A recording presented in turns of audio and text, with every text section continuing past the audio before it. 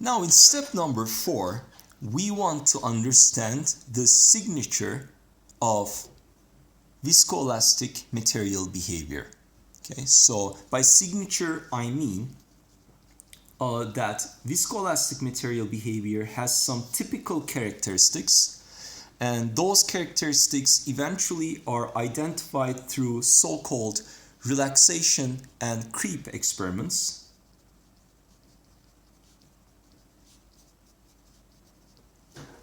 And those experiments reveal certain trends that are very fundamental to viscoelastic material behavior.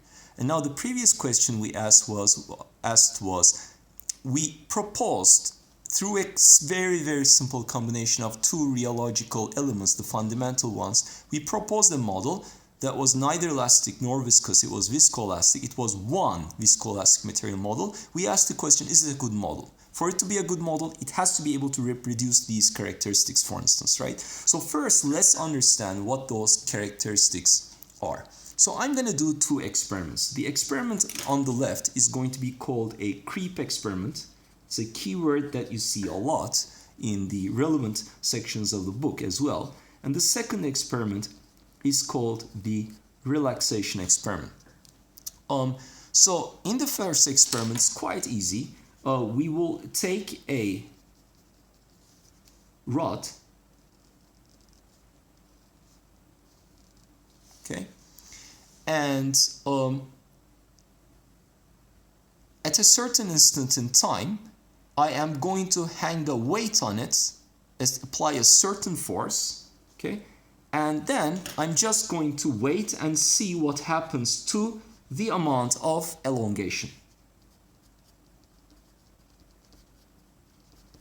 Okay, so you take a rod, okay, and at the tip of the rod, you at time equals 0, you hang this weight and then you let go. The weight is hanging, it's held by the rod, so this thing with its weight will pull on the rod, and I look at how the tip of the rod gets displaced, because certainly it would get displaced by a certain amount.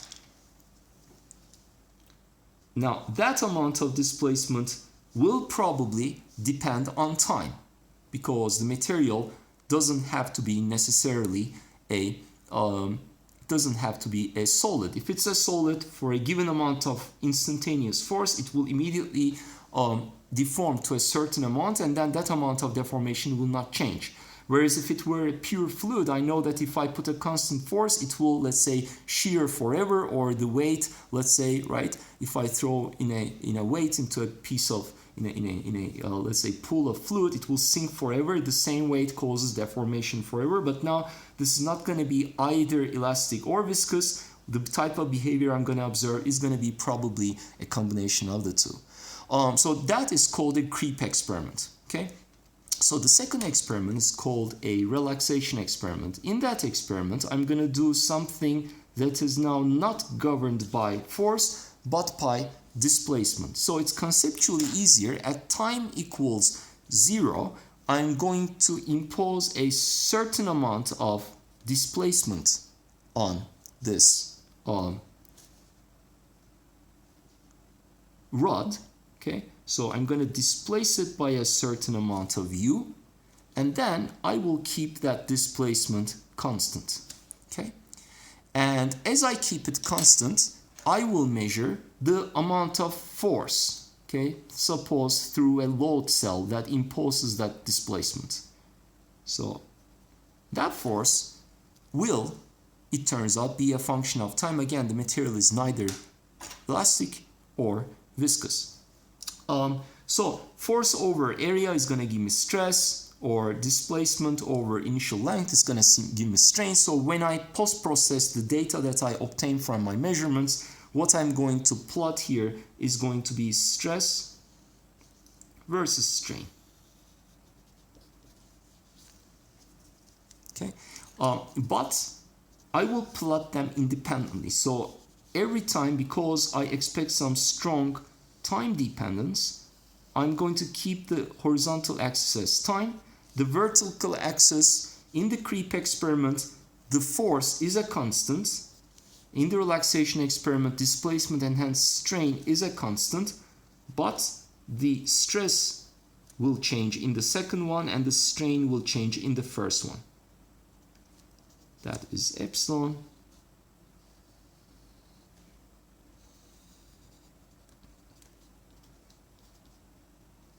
And that's sigma. Okay. So as I said in the first case, the displacement, the force is a constant. Okay, so I'm going to, at time equals 0, put the weight, so impose a certain engineering stress, let's call that sigma naught. In the second one, I impose a certain displacement, in other words, at time equals 0, put on a constant strain, which is, let's call epsilon 0. Okay. Now, all right, that's the input, and I do a measurement of, in the creep experiment, the strain, in the relaxation experiment, the stress. And so this is what I observe. In the creep experiment, so first of all, let us agree that if this were a pure solid, okay, elastic solid, at time equals 0, you put a certain amount of stress and then the stress is a constant. Well, the material would immediately respond to that amount of stress by displaying a certain amount of strain. It would jump at time equals 0 together with the stress, and then because the stress remains constant, then the strain would also remain as a constant. This is the type of behavior that you would observe in an elastic material. Now, if you had a softer, what I mean by here by soft is a less stiff or more compliant material, the amount of jump in the strain would be higher because the stiffness is lower.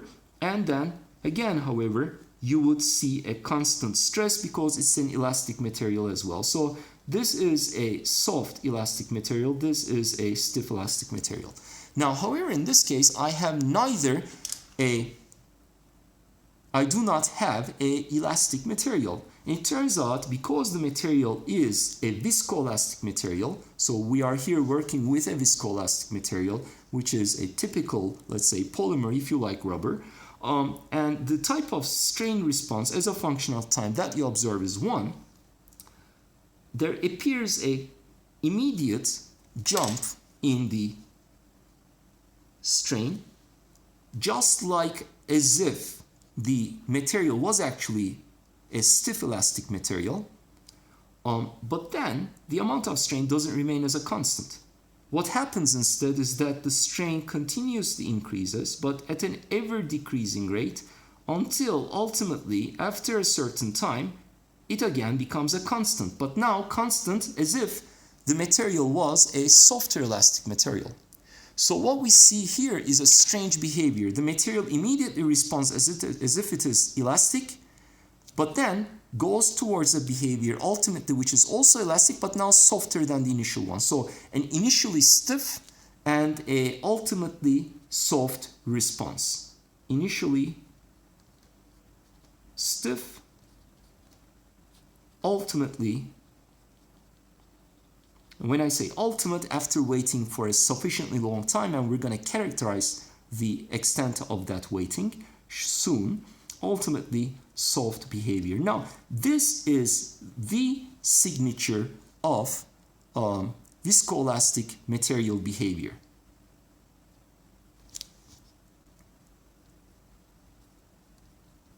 So when you see this, this does imply viscoelasticity.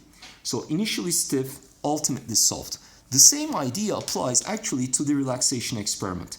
I'm going to apply a certain amount of strain. The material, it turns out, a real viscoelastic material, first responds as if it was a stiff material, but elastic. So a certain constant strain immediately applied at time equals 0, very fast, an immediate response to that strain is imposed by the stress immediately increasing, just like a spring, but then strain is a constant, the stress would be a constant. So that is like an elastic material, but it's like a stiff elastic material because if it were a softer elastic material, then the material would again respond, but then over time it would again be a constant stress, but it would be a lower stress because it is a